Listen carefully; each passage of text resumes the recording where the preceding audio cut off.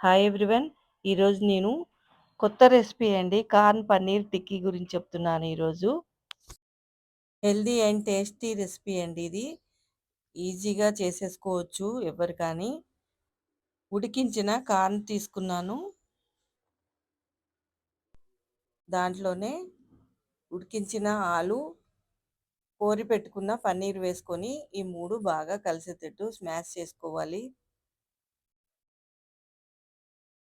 ఇలా చేసేసుకోవాలండి.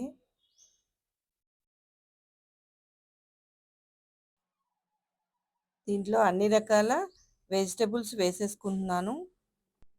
ఉల్లిపాయలు, క్యారెట్, క్యాప్సికమ్, కొత్తిమీర ఇవన్నీ ఒకటేసారి వేసేసుకున్నాను.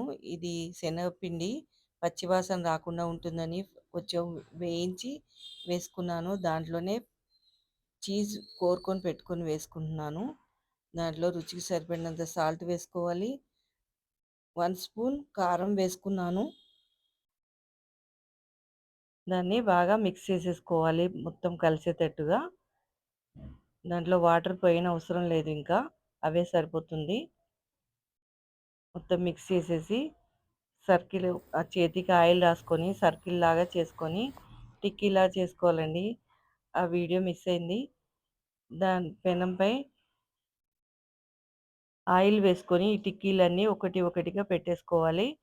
లో ఫ్లేమ్‌లో గోల్డెన్ కలర్ వచ్చే వరకు వేయించుకోవాలి.